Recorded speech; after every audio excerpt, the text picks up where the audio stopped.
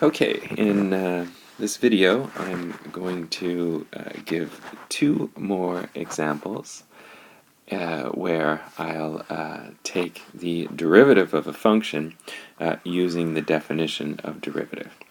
So here it says find the derivative by using the definition of derivative. So even if we had a rule at this point that would allow us to take the derivative of this function easily, and the quotient rule would allow us to do that. Even if we had that rule, when it asks us to use the definition, we can't actually use that rule. So because it says do this by definition, we have to do this a long way. Alright, so what is the definition of the derivative? F prime of x, it is by definition equal to the limit as h tends to 0 of f of x plus h minus f of x all over h. Alright, so what do we do? Well, we have to, well, I guess I can write my first line. This is the limit then, as h tends to 0 of, and I'm going to have a fraction here because f of x is given in terms of a fraction, so rather than having a fraction over h, I'm just going to write this over h as times 1 over h to make things look nicer. That's what we've been doing. So we'll write this as 1 over h times, and now I need to write down the formula for f of x plus h. To do this, what do? I'm just going to replace all occurrences of x in the formula for f by x plus h. Alright, so this is equal then to x plus h divided by 1 minus 2 times, where we saw x before, I write x plus h, and notice how, as always when doing one of these substitutions, I'm using the brackets here. Be very careful and use brackets when you put your substitution in, especially if you have a minus sign in front. Alright, so this then minus the f of x part, which just looks like x, over 1 minus 2x.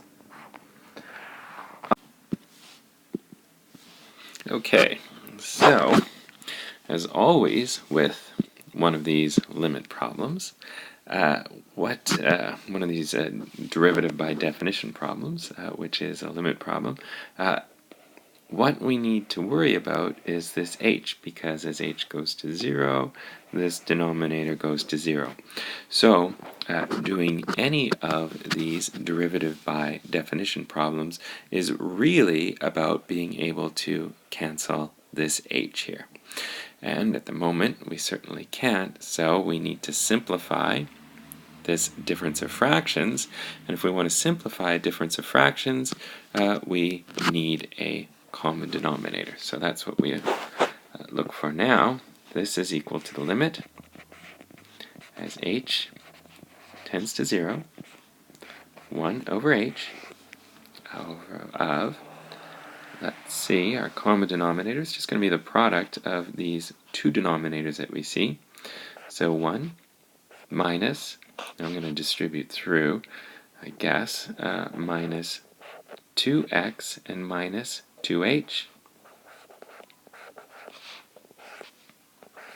all times 1 minus 2x, so this will be our common denominator. And, well, we multiplied this denominator here by 1 minus 2x, so we have to multiply this numerator by 1 minus 2x. So we'll have x plus h times 1 minus 2x here, so minus, and then minus here, x, and we multiplied this denominator by 1 minus 2x minus 2h, so we'll multiply the numerator by the same.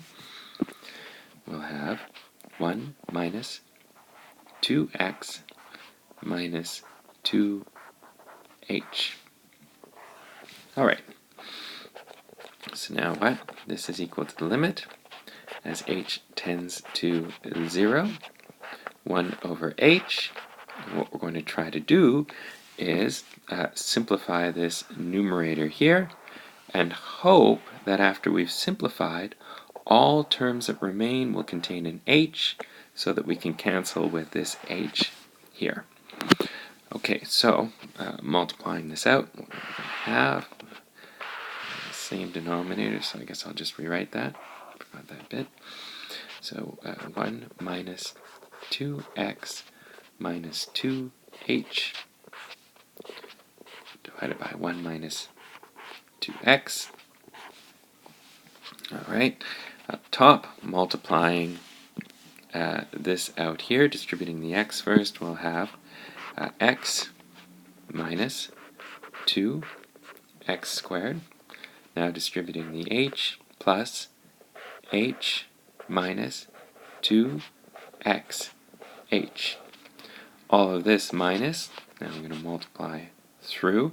I think I can do this all in one go, so minus x, and I have minus x then, times minus 2x, which is going to be plus 2x squared. So be careful here, because we have this minus. Remember, I'm distributing minus x through, so don't forget about that minus sign. That's one of the main things in doing these limit problems, is just being careful with your algebra. Okay, so now distributing the minus x through to minus 2h, and we'll have plus 2xh. All right, now let's take a look at what we have. Okay, well, this is equal to, just write the first line here, equal to the limit as h tends to 0, and we'll have our 1 over h still, and this times what? I'll take that out. 1 over h times, well, let's see what we have upstairs. So we have an x here and a minus x here, so that's going to cancel. And we have minus 2x squared here with a plus 2x squared here. And we also have minus 2xh here with plus 2xh right here. So in fact, all terms are going to cancel, are going to disappear, except for this h right here. So I can write this as h, write this as h over the same denominator. Notice that I'm not going to bother multiplying this out. Look at this denominator for a moment. You might have wanted to multiply this out at this stage here, but the reason I'm not trying to do that is, remember, this limit is all about canceling this h. So I did have to simplify the numerator, because after I simplified the numerator, I had hoped that I would be able to cancel the h, and we've seen that we will be able to do that. But the denominator can stay as it is. Simplifying this denominator isn't going to make things easier for me when I try to cancel the h, and in fact, it's just going to make my derivative more complicated. So as another tip, when you're doing one of these derivatives by definition, simplify what you need to simplify in order to cancel your h, but don't simplify anything else. This is going to be easier to multiply after I take the limit, and h goes to 0, and that 2h will disappear. Alright, so I simplify what I need to simplify in order to cancel the h, but I don't really simplify anything else. Alright, so the point of this was that I'm just going to rewrite this in the denominator without actually trying to multiply this out. There's no need for me to do that. So 1 minus 2x minus 2h, and this times 1 minus 2x. All right, and now this is good. We have h in the denominator, h in the numerator, they cancel. I'm going to be left with 1 in the numerator. So we're just about done here. Write this as the limit as h tends to 0 of 1 over 1 minus 2x minus 2h times 1 minus 2x, and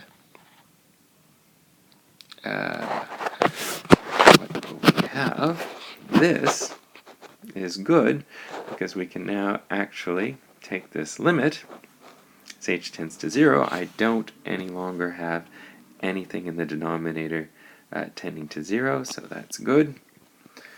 So we can write this as 1 over 1 minus 2x, and when that h tends to 0, I get just minus 0. So I just write it as 1 minus 2x times 1 minus 2x. And so, in fact, our derivative is 1 over 1 minus 2x, all squared. And you can check, after you know the quotient rule, that in fact this derivative is correct. Another thing to note, I was talking about why I didn't actually simplify, or why I didn't actually multiply this denominator through. In fact, the factorization is nicer, as we see here. Okay, let's do another example. Let's see, B. And we're supposed to find the derivative now of capital F of t equal to 1 over the root of 1 minus t squared. Alright, so again, we're supposed to do this by definition. So we go to the definition to begin. What is f prime of t? Well, by definition, this is the limit as h tends to 0 of capital F t plus h minus capital F of t all over h. Right? So,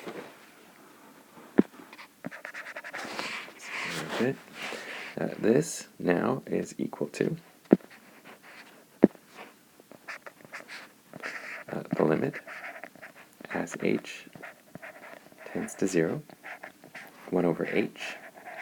Again, I'm going to write this as 1 over h because our function is given in terms of a fraction, and I don't want to see a difference of fractions over an h. I'd rather see this look like 1 over h times that difference of fractions. It just looks nicer. Alright, so now what do we do? Well, as always, we replace our t in the formula for f by t plus h. So we are going to have 1 over the square root of 1 minus, replacing that t there by t plus h. Don't forget to put the brackets in. The square, so like this, and then minus f at t, which is 1 over the square root of 1 minus t squared. I'll just rewrite f at t. Alright, well, as always, calculating this derivative by definition is about canceling this h, which is tending to 0. So somehow I need to write this difference of fractions here in a way that we have a numerator with all terms in that numerator containing an h, so that we can cancel it with this h here. Alright, so we're going to have to somehow simplify this because we don't see an h sitting there at the moment. And if we want to simplify a difference of fractions, as always, we find a common denominator. So let's do that. The common denominator in this case is just going to be the product of those two guys. These two denominators here, and they are root 1 minus t plus h squared. I'm not going to simplify it. Don't really have any need to simplify things that we see in the denominator. And root 1 minus t squared. Alright, so this is going to be our common denominator. What did we do here? Well, we multiplied this denominator by root 1 minus t squared, so we have to multiply the numerator by that. And we'll have root 1 minus t squared, and this minus root 1 minus, multiplied the other denominator by root 1 minus t plus h squared, so I have to multiply the numerator by that as well. That's what I'm doing here. And by the way, I think I said this several times at the first few videos, but of course you should be doing this yourself. You should be writing notes here, maybe working ahead and checking your work by watching the video. Alright, so where are we at here? Now we have then this limit here. Okay, so we've rewritten things, and it comes down to trying to evaluate this limit of this function here. We need to cancel this h with something in the numerator. We don't see an h sitting here waiting for us, unfortunately. In fact, we see this difference of square roots. So if we're going to be able to pull out an h, the first thing that we're probably going to want to do is get rid of these square roots, and we can do that by rationalizing the numerator. So we'll multiply top and bottom by the conjugate of the numerator, what we see when we turn this minus into a plus. Alright, so let's see. This is equal to this times, squeeze this in, root 1 minus t squared with a plus now, and root 1 minus t plus h all squared. I hope I can get that in. There's a squared there. You can see that. And root 1 minus t squared. Multiply the numerator by this. I've got to multiply the denominator as well. If I multiply by that number, rather, I have to divide by it as well, so I'm only multiplying by 1. Don't want to change the function. 1 minus now t plus h, and this all squared. Alright, so what happens now? This is equal to the limit as h tends to 0, 1 over h. In the numerator, what are we going to have? Well, we're going to have a difference of squares. We're going to have root 1 minus t squared, all squared, which is 1 minus t squared. And this minus what we get when we square this square root. What will we get? We're just going to get 1 minus t plus h all squared. Alright. And this now divided by everything that we see in the denominator. So I'm just going to rewrite all that. Not going to simplify anything because it's not going to help me cancel the h, which is what this is all about, and it would just be extra work, and in fact, it would make things messier later on. Okay, so note, I'm multiplying the two denominators together, so it's this term here times this sum, so I need to put this sum now in brackets. Careful there. Root 1 minus t squared plus root 1 minus t plus h all squared. Okay, now I kind of wish I had done some simplifying up there, and so I don't have to rewrite this, but so it goes. This is equal to, at this point, again, I have to cancel this h. All terms in the numerator need to involve h if I'm going to do that. They don't yet. I do have to square this one out in the numerator. Nowhere in the denominator, but I do have to do it in the numerator, and then we'll see what we're left with. So this is equal to the limit as h tends to 0, 1 over h, and I'm going to have the same thing in the denominator as before.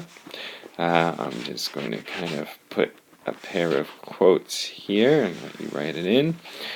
I'm going to have in the numerator, I'll rewrite it when I need it, 1 minus t squared minus, use those brackets, be really careful, 1 minus, and then I have this squared, again brackets because I have a minus, be very, very careful.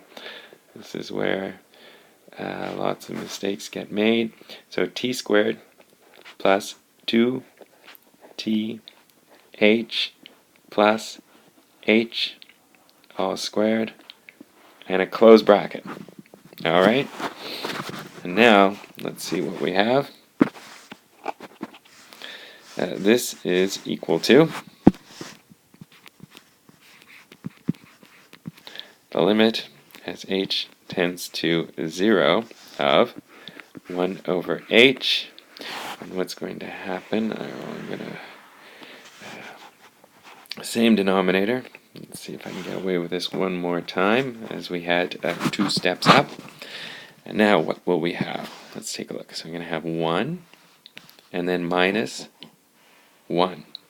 So that's going to disappear. Then I'm going to have minus t squared, and then minus is plus, so minus t squared plus t squared, that's going to disappear. What am I going to be left with? I'm going to be left with minus 2th plus h squared. So I'm going to be left with, 2th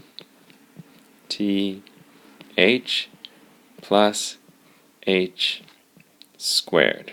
You might want to go off to the side and simplify this. If you wrote it up, over here you'd have, right here, minus, you would have this minus 2th minus h squared, and then this minus comes through again to turn those minuses into pluses. That's where that comes from. You can double check that. Now, but be really careful. This is where mistakes can be made. Now, this is certainly very good because at this point we see that all terms in the numerator contain an h. This h can be factored out and cancelled with this h. So that is very good. This is now then equal to the limit.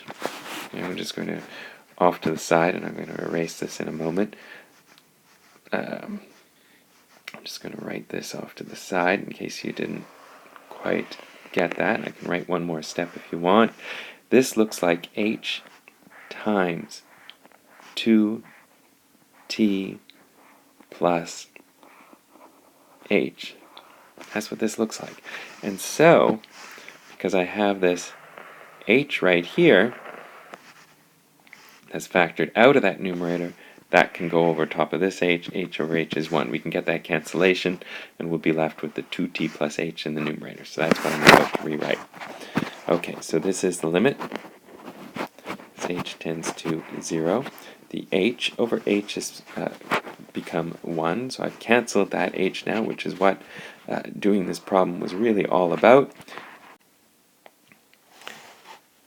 And we now have 2t plus h, just that in the numerator, and these quotation marks in the denominator in the last step meant that we're supposed to use the denominator from 2 steps ago. So I just need to rewrite this here. Alright, so this is equal to, again, I'm not going to simplify. All that simplification was, all that algebra that we did above, that was all about canceling that h. I'm not going to simplify this. It would just be hard and it would really just make things more complicated. Okay, so rewriting this, same thing, 1 minus t squared. Careful to include all your brackets again. 1 minus t plus h all squared, also sitting under the square root. We have something like this. Okay. So, where are we at? Well, we're at the point where we can actually take the limit. We no longer have that h in the denominator. Denominator isn't tending to 0 as h tends to 0, so we can take the limit. We'll let h tend to 0. In other words, we just let h equal 0 in what we see, and we'll have 2t plus 0 upstairs. Let's just write that as 2t. And in the denominator, we're going to have root 1 minus t plus 0 squared, which is t squared, times root 1 minus t squared, so another one of those. And down here we'll have root 1 minus t squared plus root 1 minus t plus 0 squared, which is t squared. So this would have been worse calculating this limit if we had done all that extra work and tried to simplify the denominator. As it is, we end up with this, which looks pretty good. And this, if we want to simplify this a little bit, it looks like 2t, product of these, of the square root of 1 minus t squared with itself is just 1 minus t squared. So, root, what am I doing? Excuse me. 1 minus t squared, there it is, times, and what do we have here? We have root 1 minus t squared plus root 1 minus t squared, that's 2.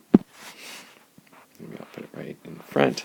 2 root 1 minus t squared, and that looks pretty good to me. If you want, you could, well, actually, we should obviously, I guess, cancel those 2's. So let's cancel those 2's here. And what will we have? We will have just t in the numerator, and underneath, if you want, we could write this as 1 minus t squared to the power 3/2. And, in fact, if you want to check this later on, after we have a few more rules for differentiation, we would need at least the chain rule, which we'll have eventually. You can check that, in fact, the derivative that we calculated here using the definition is correct.